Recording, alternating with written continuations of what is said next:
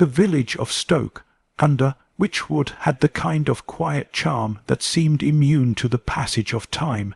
Its winding lanes were flanked by cottages with warm, honey-coloured stone walls and gardens still holding the last stubborn blooms of late autumn. Ivy clung in thick, emerald waves to the gables, and every so often a chimney exhaled a thin, curling plume of smoke, carrying the comforting aroma of peat and wood fires. Miss Jane Marple, seated in her small, orderly sitting-room at the end of the village, was staring through the lace curtains at the frost-flecked lawn. A fine mist had settled over the hedgerows, softening the outlines of the elms and oaks, and giving the village the look of a scene from a well-loved Christmas card. She sipped her tea delicately, the china warming her hands as much as the dark, fragrant liquid warmed her throat. "Quiet," she murmured to herself, "too quiet. It is never quiet when human nature is involved." Her eyes, pale and sharp beneath their thin lashes, noted a figure trudging along the lane. It was Mr. George Hatherley, the village baker, with a basket of rolls clutched to his chest, snow crunching under his boots. Marple smiled faintly. Even in small villages, one could observe the habits, temperaments, and minor irritations of human life, as if from a theatre box. The afternoon was disturbed by the arrival of a letter, delivered by young Tommy Fletcher, the postman, who had a bright smile and a habit of sneezing whenever the frost was sharpest. Miss Marple broke the seal with deliberate care. The handwriting was a flourish of elegant loops and flourishes, unmistakably feminine. "Dear Miss Marple," it began, "I hope this note finds you well. I am in a most distressing situation, and, knowing your unparalleled skill in understanding human nature, I am compelled to seek your advice. My name is Lady Agatha Penrose. We reside at Penrose Manor, not far from the village, and an unfortunate incident has befallen our household. I should be most grateful if you could visit at your earliest convenience." Miss Marple leaned back in her chair, knitting needles paused in mid-air. Penrose Manor was a fine Georgian house, standing at the edge of a small wood, with turrets and ivy climbing its walls in the manner of old country estates. She had driven past it many times, noting the carefully tended gardens and the slightly aloof but polite staff who served its mistress. A visit would be both intriguing and socially proper. By mid-morning the next day, Miss Marple found herself stepping out of the modest village bus into the crisp winter air. The road to Penrose Manor was bordered by hedges topped with frost, and the crunch of her boots was absorbed by the hush of snow. As she approached the grand gates, they swung open with a polite creak to admit her. A tall figure in a brown overcoat, the butler Mr. Whitcomb, greeted her with a bow. "Miss Marple, we are grateful you could come on such short notice," he said, his voice formal yet carrying the slightest note of tension. "Certainly, Mr. Whitcomb." Lady Agatha's note sounded urgent. Miss Marple replied, her eyes scanning the courtyard, noting the footprints in the thin snow, men's and women's, some hurried, some lingering. Already she began forming quiet theories about the household's recent disturbances. Inside, the manor was everything one might expect of a genteel estate: polished floors, heavy drapes, and the scent of beeswax and old wood. Portraits of stern ancestors gazed down from the walls, their eyes seeming to judge every movement. At the heart of the drawing-room, Lady Agatha Penrose awaited, her silk dress elegant but slightly rumpled, and a handkerchief pressed to her lips. Her normally composed demeanour was shadowed with anxiety. "Miss Marple," she said, rising and clasping her gloved hands, "thank goodness you have come. I am in dreadful confusion." Marple inclined her head.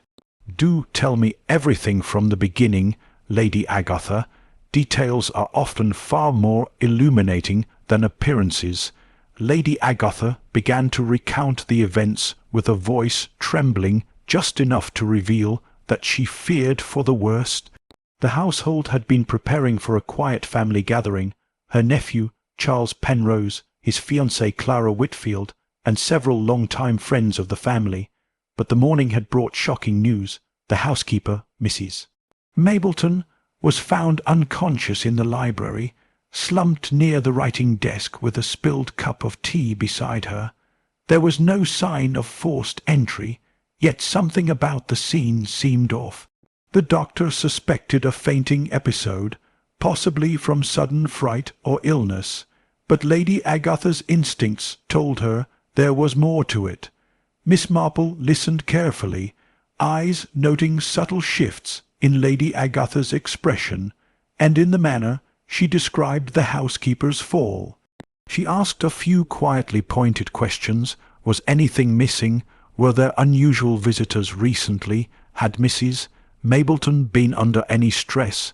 Each question brought forth small, revealing details: a misplaced key, a hurried letter, a library window left slightly ajar.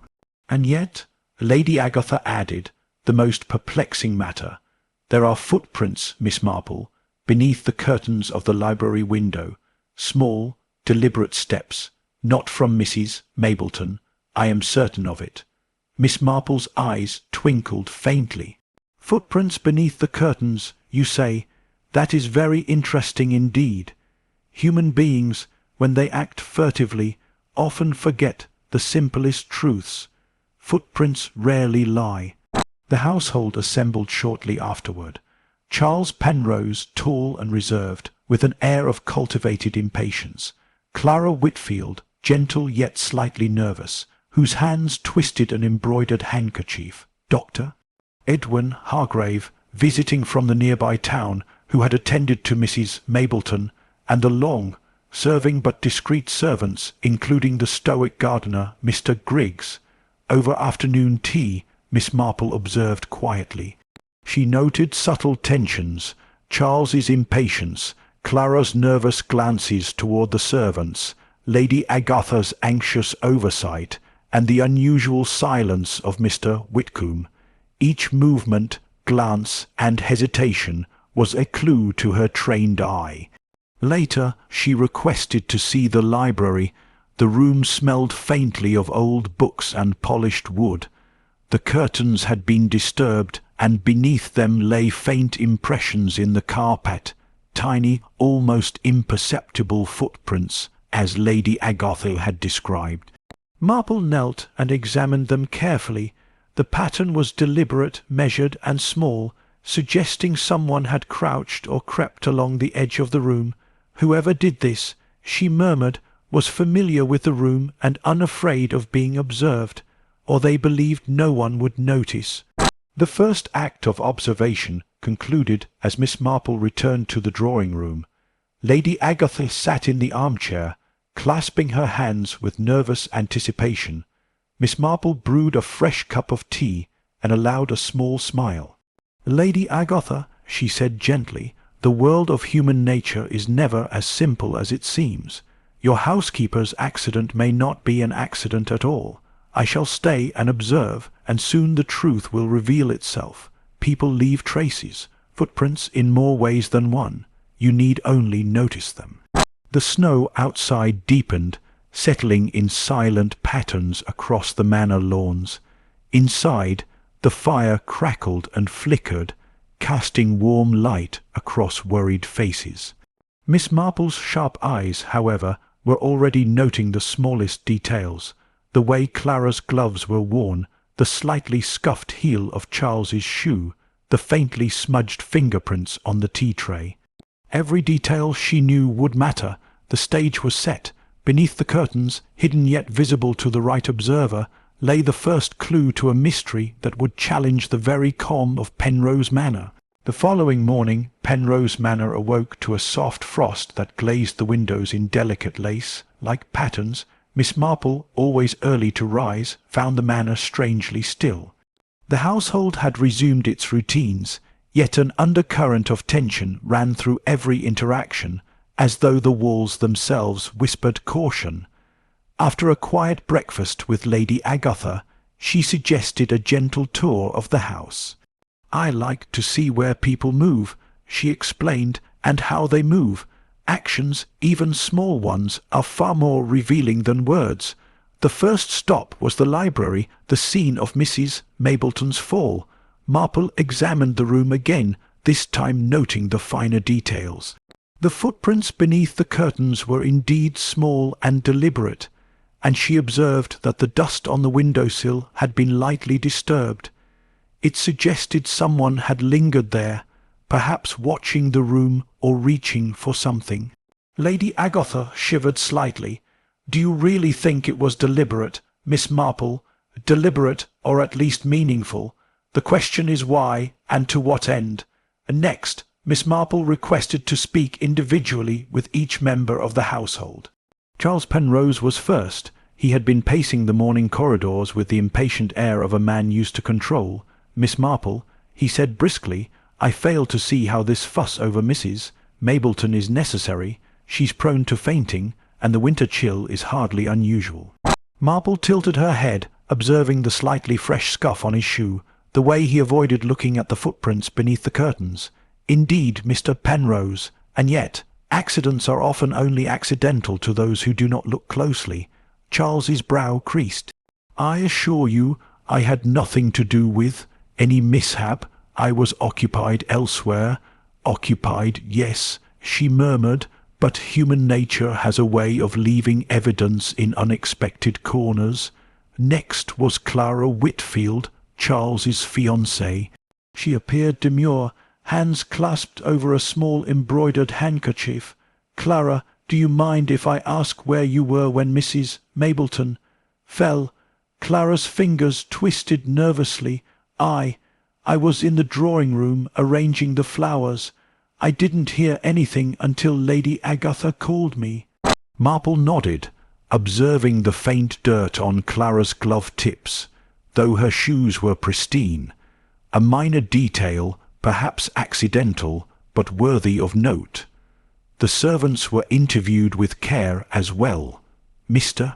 Whitcomb, the butler, carried himself with a quiet dignity, though his eyes darted toward the curtains repeatedly. "Miss Marple," he said, "I assure you, everything is in order here. Mrs. Mapleton is a capable woman, and if she had a fainting spell, it is natural to be concerned, but I can see no reason to suspect foul play." Marple's gaze rested on his hands. They were clean, but there was a faint mark on one thumb, possibly from opening a window or handling an object with care. Curious, she murmured to herself, it is the smallest touches that betray intent. Mr. Griggs, the gardener, was next. A man of few words, he appeared slightly defensive when questioned. "I was in the greenhouses," he said simply. "I saw nothing unusual. Snow tracks, perhaps from the postman or young Tommy Fletcher delivering letters." Miss Marple made a mental note.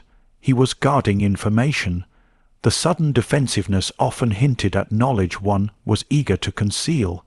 Later, she requested to examine Mrs. Mapleton's room, where the housekeeper had retreated to recover. The room was tidy, with the faint scent of lavender and the crispness of freshly laundered linen. The bed was neatly made, yet the window latch was slightly askew, suggesting it had been opened recently. "Curious," Marple murmured. "Someone has been here, perhaps to observe, perhaps to place fear. In either case it was intentional." By late morning, Miss Marple had compiled a quiet dossier in her mind. Footprints beneath the curtains, small and deliberate. Disturbed dust on the window-sill, minor dirt on Clara's gloves, and the scuff on Charles's shoe. A slightly ajar window latch in the housekeeper's room. Uneasy, evasive servants. At lunchtime, the family gathered again, with Miss Marple taking her seat among them. She poured tea with deliberate care, observing not just the act but the tiny reactions of those around her. A glance exchanged, a finger tapping nervously, the faintest shift in posture. All were pieces of a larger puzzle. "Tell me, Lady Agatha," she began softly, "did Mrs. Mableton mention any quarrels, unusual visitors, or changes in the household lately? Lady Agatha shook her head. Nothing of consequence. She is devoted to the household and the family, but there has been some tension. Charles's uncle, Sir Reginald, is due to arrive soon, and there are always minor disagreements about the estate. Nothing one would expect to lead to. She trailed off, unable to finish. Miss Marple nodded. Family tensions often linger in quiet places. The quietest rooms frequently conceal the deepest secrets. The afternoon passed with Miss Marple, observing silently as Charles and Clara attempted to resume normal conversation. She noticed Clara's habit of glancing toward the library curtains, as though anxious about what might be hidden there, and Charles's impatience when questioned, a subtle but telling sign of discomfort. Later, Marple took a walk through the grounds with Mr. Griggs, ostensibly to see the gardens, yet her mind was active, noting the placement of flower beds, the snow-laden paths, and footprints leading away from the manor. One particular set of tracks led from the library window across the lawn toward the side stables, curious, small, and measured. This path, she said quietly to herself, was not taken by an adult in haste. Someone deliberately moved along it, perhaps with a purpose. Back in the drawing-room that evening, the household gathered again. Lady Agatha, still anxious, watched Miss Marple carefully. The housekeeper, recovering slowly, remained silent, though her eyes flickered toward the curtains whenever conversation turned to the incident. Miss Marple, for her part, remained calm and polite. People often reveal themselves in indirect ways. She said, pouring tea, a slip of the tongue, a glance, a hesitation, all are as telling as footprints beneath the curtains. As the fire crackled and the frost deepened outside, Miss Marple began to connect the threads, the small footprints, the disturbed dust, Clara's gloved hands, Charles's scuffed shoe, the ajar window latch, and the evasiveness of certain staff members. Each was a small part of a larger pattern, invisible to the unobservant, yet coherent in her mind. By bedtime she had settled in her guest room, her knitting left aside, and allowed herself a quiet moment of reflection. She considered the relationships between each person: Charles Penrose, proud and impatient; Clara Whitfield, anxious yet clever; Lady Agatha, anxious but sharp-eyed; Mr. Whitcomb, formal and secretive; Mr. Griggs, reserved and protective; Mrs. Mableton, the seemingly innocent victim. The footprints beneath the curtains, she mused in the quiet darkness, may yet lead not only to the truth of what happened, but to the hidden motives lying beneath calm faces. And with that she drifted into sleep, knowing that tomorrow her observations and questions would need to pierce the veils of politeness and reveal what the careful household had tried to hide. The following morning Penrose Manor stirred with a sense of unease. Even the crows in the surrounding woods seemed quieter, as though anticipating the day's revelations. Miss Marple, fully awake, dressed herself in a modest yet elegant coat and hat, and with her handbag slung over her arm, she prepared to walk the halls with fresh eyes. Her first destination was the library, scene of the housekeeper's incident. She knelt beside the window once more, tracing the faint footprints beneath the curtains. They were unmistakably deliberate, small, careful, and far too precise to belong to Mrs. Mableton. Yet now Marple noticed something she had missed before, a faint smudge of ink on the edge of the carpet.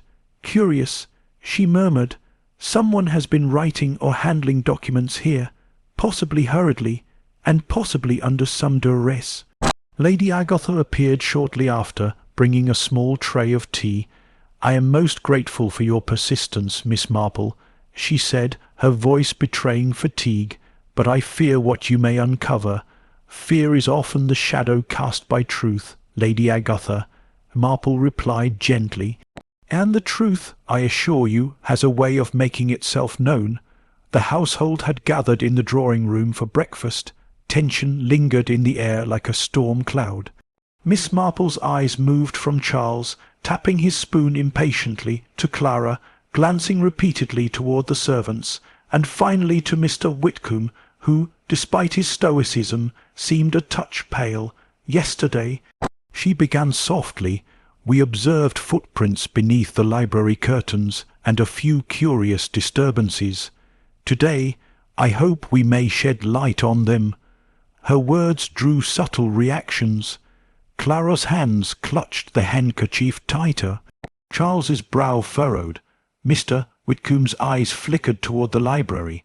Even Lady Agatha shifted in her seat. After breakfast, Marple requested a walk in the gardens, ostensibly to examine the paths and footprints outside. Mr. Griggs accompanied her, his expression guarded. These tracks, she said, pointing to faint imprints in the frost, lead from the library window across the lawn, then curve around to the stables. Do you know who might have walked this way yesterday? Griggs's jaw tightened. I tend the grounds, Miss Marple. I cannot say who has walked where. Marple nodded. The gardener's evasiveness was noted. Perhaps he had witnessed something or even protected someone. Back inside, Miss Marple turned her attention to letters and documents on the writing desk in the library. A folded envelope, partially hidden beneath a pile of papers, caught her eye. It bore the seal of a law office. She opened it delicately and read, "To Lady Agatha Penrose. We must insist upon settling the estate accounts before Sir Reginald's arrival. Any delay may jeopardize the inheritance arrangements for Charles Penrose." Miss Marple's eyes narrowed. There it was, the first clear motive. Financial pressure, perhaps, coupled with the upcoming arrival of Sir Reginald, an elder family member whose opinions carried weight. Later, she visited Clara's room under the guise of checking on her comfort. Clara was arranging personal belongings in a small, neat trunk. Marple's gaze fell on a slightly rumpled note, partially hidden beneath a stack of letters. Reading discreetly, she noted the words, "Cannot allow this to proceed. Must act before the meeting. Charles will be disappointed." Marple's mind turned over the possibilities. Here was a hint of secret interference, perhaps meant to influence Charles, or even to prevent a perceived injustice. Was Clara involved, or was she being manipulated? Returning to the drawing-room, she observed Mr. Whitcomb quietly. The butler had served the household faithfully for decades, yet there was a faint smudge of dust along the hem of his coat, inconsistent with his usual meticulous appearance. Could he have been in the library unnoticed? Later that afternoon, a startling new development occurred. A minor accident in the kitchen. The top shelf of the larder had fallen, scattering jars and tins, caused Mrs. Mapleton to scream in fright. Yet, amidst the confusion, Miss Marple's attention was drawn to tiny footprints leading away from the commotion, not belonging to any of the adults. She followed the prints into a small back corridor, noting how carefully they were laid, and found a tiny object, a cufflink, half hidden beneath the skirting board. It bore the initials C.P. Her mind raced. Could Charles himself have been present near the scene, or was it a ruse meant to implicate him falsely? Marple noted the subtle possibilities of deception, how human cunning could manipulate even the most careful observer. That evening during tea she began casual questioning. "Charles," she said, "you seem fond of walking about the house in solitude. Might you care to explain these traces of activity?" Charles stiffened, flushing slightly. I sometimes check the house, Miss Marple. Nothing more," Clara interjected softly. Perhaps he wished to ensure everything was in order for the household. "Mother, indeed," said Lady Agatha, trying to maintain calm. Yet the tension was palpable. Marple, smiling faintly, allowed the moment to pass. She had already catalogued inconsistencies: Charles's footprints, Clara's cryptic note, Mr. Whitcomb's dust marks, and the strange cufflink. Each was a thread leading in multiple directions, a labyrinth she would patiently untangle. The next morning, Miss Marple requested a walk with Lady Agatha along the edge of the woods behind the manor. The frost had melted slightly, revealing additional footprints, overlapping and intersecting in patterns that suggested deliberate concealment. Someone has been careful to erase the obvious trail, Marple observed, yet these small errors betray them. Haste or anxiety often leaves marks where one hopes none exist. Lady Agatha shivered. Do you think it is someone inside the household, Miss Marple? I suspect. Marple replied gently that it is. Outsiders rarely leave such meticulous, measured traces. These are familiar steps, taken with knowledge and confidence. Returning to the manor, the household gathered for evening supper. Conversation was strained. Miss Marple noted small tells. Clara's hesitation when Charles mentioned the estate, Mr. Whitcomb's polite but tense manner, and Lady Agatha's anxious glances toward the library. Just as dessert was cleared, an unexpected visitor arrived. Inspector Fenton, called from the nearby town on Lady Agatha's behest.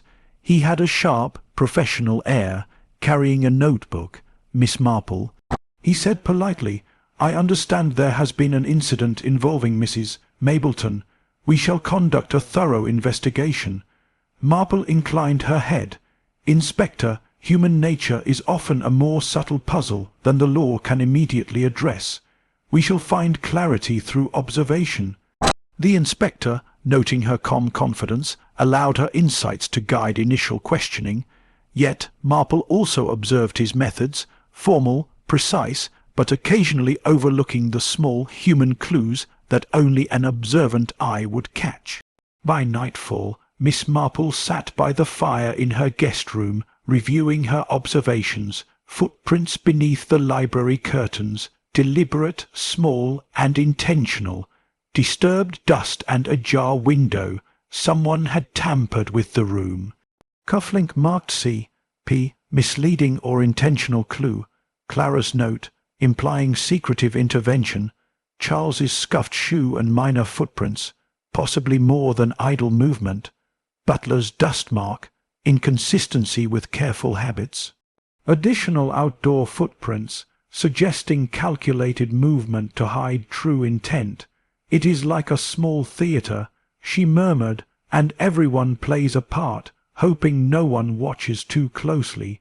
Yet in quiet houses, the smallest missteps are observed, if one knows where to look. As snow fell softly outside, the manor seemed serene, yet within its walls, secrets, motives, and hidden actions swirled like a gathering storm. Miss Marple's mind was already assembling the puzzle, piece by delicate piece, aware that one misstep or revelation could illuminate the truth, or send suspicion spiraling in entirely new directions. Tomorrow, she resolved, she would begin to test her deductions, to probe the inconsistencies and force the hidden motives into the open. But tonight the manor lay in quiet suspense, and the footprints beneath the curtains whispered their silent enigma, awaiting the skilful eye to interpret them. The morning light filtered through the frost-lined windows of Penrose Manor, illuminating the drawing-room in a soft, silvery glow.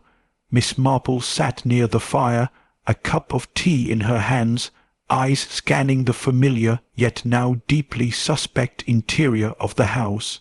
Every detail she had noted over the past days, the footprints beneath the curtains, the smudged dust, the scuff marks, the cryptic notes, and the subtle glances, was now assembling into a pattern that made sense only to her trained mind. She began by revisiting each character quietly in her thoughts. Charles Penrose, the proud heir, impatient yet oddly cautious.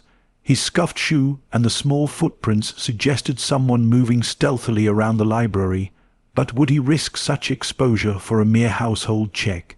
Clara Whitfield, anxious and gentle, whose note hinted at intervention, secrecy, and worry about Charles's disappointment. Was she protecting someone, or attempting to manipulate events herself? Mr. Whitcomb, the seemingly stoic butler, whose dust-marked coat betrayed recent activity in a room he ought to have avoided.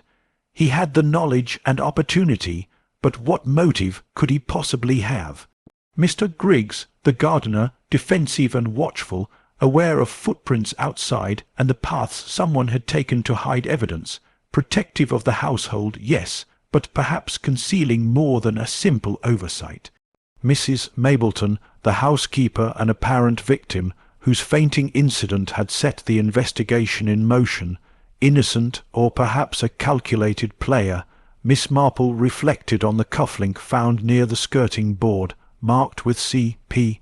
At first she had assumed this was a clue pointing to Charles, perhaps intentionally left to mislead. Yet in her experience, criminals often use misdirection, and the most obvious evidence is rarely genuine. Her first step was to reconstruct the day of the incident in her mind.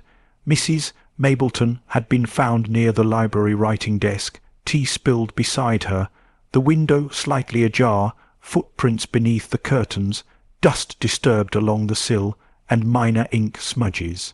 Each clue suggested that someone had been at the desk prior to, or during, her fainting spell. The question remained, what had they been after, and why? Marple decided to test a theory. She requested the household to gather in the library under the pretext of reviewing family correspondence. Lady Agatha, still anxious, and Charles and Clara, a mix of curiosity and unease on their faces, complied. Mr. Whitcomb and Mr. Griggs, ever dutiful, waited silently. Yesterday, Marple began softly, we observed several clues in this room. Footprints beneath the curtains, minor smudges, and some misplaced objects. I have been pondering the significance of these footprints, and how they align with the movement of the household members. She moved toward the curtains, crouching slightly to trace the faint impressions in the carpet. Notice how these prints run along the edge, careful and deliberate. Who among us would have reason to move stealthily here? Charles shifted, unease flickering in his expression. Clara's fingers clutched her handkerchief tightly, and Lady Agatha looked toward the floor, as if hoping the evidence might vanish. Miss Marple smiled faintly. Footprints do not lie, but people often hope that others do not notice them. Here. She indicated the window sill. The dust has been disturbed, and the window latch was moved. Someone approached the desk, perhaps to retrieve a letter, perhaps to check the contents of this drawer. She gestured toward the writing desk. The small smudge of ink on the carpet suggested hurried writing or handling of correspondence. Marple allowed a pause, letting the significance sink in. Then she turned her gaze to the cufflink, found nearby. She said, "This cufflink bears the initial C.P. It would seem to implicate one person immediately, yet consider, it was deliberately placed where it would be found, who would benefit from misleading suspicion." Her eyes swept over the assembly. Charles looked genuinely startled. Clara avoided her gaze. Lady Agatha seemed tense but concerned, while Mr. Whitcomb remained composed, if slightly pale. Human nature. Marple continued, often uses the most obvious methods to hide the truth. The person responsible would not leave a trace pointing directly at themselves unless they wished to distract us from another motive. She paused, letting the silence deepen. We have overlooked the simplest question. Why was Mrs. Mapleton startled? What caused her to faint? It was Clara who spoke first, softly. She may have seen someone she did not expect, perhaps a letter or something suspicious. Miss Marple nodded. Indeed, now consider, everyone in this household had the opportunity, but only one had both the knowledge of where to find something and the motive to use it. Her gaze fell on Mr. Whitcomb. Butler, your lifelong service to this household is admirable, yet your dust-marked coat suggests you were in this room recently, handling items you ought not to have touched. What, pray, were you after? Whitcomb's composure faltered, his eyes briefly flashing fear. I did move a letter, Miss Marple, but it was not. I did not. I meant only to protect the family." Marple inclined her head. "Ah, yes, protecting the family. Yet protecting one member can involve harming another, even unintentionally. Let us consider who stands to gain if certain information were removed or hidden." She turned her attention to Clara, the young fiancée. "Clara, your note implied secretive action, yet the handwriting does not match the one found on the desk. Did someone use your influence, or attempt to make it appear so?" Clara paled. I wrote the note, but I did not touch anything in the library. I only wished Charles to know, to prevent trouble." Miss Marple's gaze returned to the footprints beneath the curtains, small, precise, and deliberate. "The person who moved here knew the room intimately, knew where Mrs. Mapleton would be, and took care to leave traces pointing elsewhere. A clever ruse, but only partially successful." Finally, she turned to Charles Penrose. "Charles, your scuffed shoe and minor footprints outside the desk suggest more than casual movement. Yet these do not align perfectly with the prints beneath the curtains. You are not the primary mover, though you were close." At last she paused. The truth emerged in her mind, the subtle pattern falling into place. She addressed the room calmly, almost conversationally. "The culprit is the one who combined opportunity, knowledge, and motive with the greatest subtlety. They needed to retrieve something, letters, perhaps regarding the estate, and ensure that suspicion fell elsewhere. They created a diversion, the cufflink, the smudges, the misleading footprints, and they did so relying on human expectation that we would focus on the obvious." A silence fell. Marple's eyes met those of Mr. Griggs, the quiet gardener. "It was you, was it not? Your knowledge of the grounds allowed you to move unseen. Your access to the house gave you opportunity, and your protective instincts, well, they were strong but misdirected. You sought to prevent a family embarrassment, yet in doing so you caused fear and confusion." Griggs's shoulders sagged. Yes, Miss Marple. I only wished to prevent Charles from discovering certain letters, to protect him. I did not intend harm to Mrs. Mapleton, only to remove the letters temporarily." Marple smiled gently. "Indeed, Mr. Griggs, footprints, dust, smudges, and the smallest of details all speak.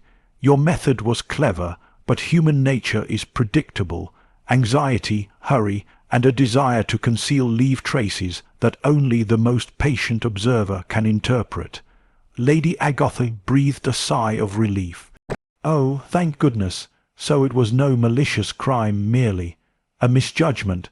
Precisely," Miss Marple said. "Yet it serves as a reminder that appearances can be deceiving. Even the smallest footprints beneath the curtains can carry a weight of human intention and concern." As the household processed the revelation, Miss Marple reflected quietly. Patterns, she thought, always emerge if one observes carefully and without bias. People leave traces in their speech, in their movement, and sometimes beneath curtains, in subtle dust and frost, revealing truths they may hope remain hidden. The manor seemed lighter that evening, no longer shadowed by unexplained tension. Yet Miss Marple knew, as always, that in human affairs curiosity and observation were the greatest tools to understanding, and the smallest clue could illuminate the most complex human motive. The morning sun rose pale and steady over Penrose Manor, illuminating the frost-laced gardens with a gentle brilliance. The air was crisp, and the soft scent of burning peat drifted from the kitchen chimneys. Miss Marple sat in the drawing-room, quietly knitting, while Lady Agatha moved about with an air of cautious optimism, placing teacups and arranging the modest breakfast tray. The previous evening's revelations had left the household both relieved and contemplative. Mr. Griggs, the gardener, had confessed to having retrieved the letters and tampered subtly with the library to hide his actions. Though his intentions had been protective, the ripple effects Mrs. Mapleton's fright, the mysterious footprints, and the scattered papers had led to significant confusion. Miss Marple had spent a portion of the night reviewing the sequence of events. Footprints beneath the curtains, the disturbed dust on the windowsill, the ajar window latch, the ink smudge, and the misplaced cufflink all fell neatly into place once one understood the gardener's motives. Yet she was determined that the household not only understood what had occurred, but also why it had happened, and how it could be prevented in the future. Lady Agatha entered, carrying a teapot and a plate of scones. "Miss Marple," she said, "I cannot express how grateful I am for your presence. The tension in this house was unbearable yesterday. Now, it feels as if we can finally breathe." Marple smiled faintly. "Lady Agatha, one must always remember that human nature is rarely straightforward. Footprints, letters, and small disturbances are often more revealing than words. People act with good intentions, poor judgment, or sometimes a mix of both. It is only by observing carefully that one sees the true picture." The household gathered soon after, as the gardener, Mr. Griggs, was asked to explain his actions fully. He spoke with quiet remorse, his voice low and measured. "Miss Marple, Lady Agatha, I did what I thought best for the family. I discovered letters concerning the estate, letters that I feared would upset Charles, as they suggested certain financial obligations he was not yet ready to face. I acted without malice, attempting only to remove them temporarily. I did not intend harm to Mrs. Mapleton, nor did I consider the chaos my actions might cause. I simply wanted to protect." Miss Marple nodded. "Protection, Mr. Griggs, is a common motive, yet human nature is such that even the most well-intentioned actions may have unintended consequences. Your footprints beneath the curtains, the dust disturbance, and the small smudges on the desk were all, inadvertently, the traces you left of your care." Charles Penrose, still slightly flushed from the morning's conversation, leaned forward. "So, it was you, all this fuss, and I feared a scandal, perhaps even theft." Griggs bowed his head. "Yes, sir. I meant only to safeguard your interests, not to alarm anyone." Clara Whitfield, sitting beside Charles, reached for his hand, offering quiet reassurance. "It seems that even the smallest misjudgment can lead to great confusion," she said softly. Miss Marple smiled faintly. "Indeed, my dear, yet it is these very misjudgments, and the traces they leave behind, that allow the truth to emerge. Observe, footprints beneath curtains, an ajar window, a misplaced letter, small details that, when noticed, illuminate intentions." Lady Agatha, visibly relieved, turned to Griggs. "I appreciate your honesty, Mr. Griggs, but you must understand that secrecy can create fear. In future, I trust that matters will be discussed openly." Griggs nodded. "Yes, Lady Agatha, I understand completely." To ensure no further misunderstandings, Miss Marple proposed a small review of the estate documents. With everyone assembled, she went through the letters and accounts in a deliberate, clear manner, explaining their significance to Charles and Lady Agatha. The previously confusing details became transparent, and the shadows of suspicion that had hovered over the household began to lift. "Now, Charles," Miss Marple said kindly, "you see that the letters, while concerning, did not demand panic. The footprints and disturbances were merely indicators of actions taken to manage perceived problems. We must remember that appearances, even in a household as orderly as this, can be deceptive." Charles exhaled, his tension easing. "Thank you, Miss Marple. I confess I was too quick to assume malice." Clara smiled at him, relief in her expression. "And we have learned that communication, even in families, is more important than the smallest suspicion." The housekeeper, Mrs. Mapleton, now recovered and radiant, entered the room with a tray of tea. She placed it on the table with careful precision, and a quiet smile crossed her face. "I am most grateful to you, Miss Marple. It seems I need not have feared for my health after all." Marple inclined her head. "Mrs. Mapleton, your fainting was a natural response to a sudden surprise, yet it too provided clues, subtle signals of what occurred in the library. Observing reactions, small movements and hesitation is as informative as studying footprints. Even Mr. Whitcomb, typically reserved, allowed a faint smile. "Miss Marple, your keen eye has prevented unnecessary turmoil. The household is in your debt." With the explanation complete, Miss Marple spent the remainder of the morning walking through the manor, inspecting the library, the garden paths, and the places where footprints had once led.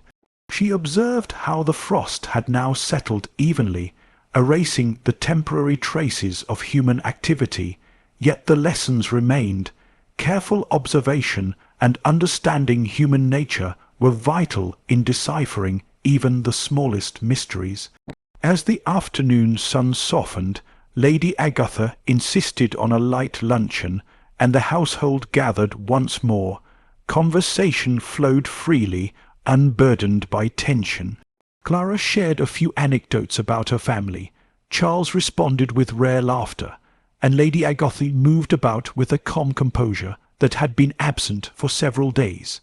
Miss Marple, sipping her tea quietly, reflected on the events. A small disruption had grown in importance due to secrecy and misunderstanding.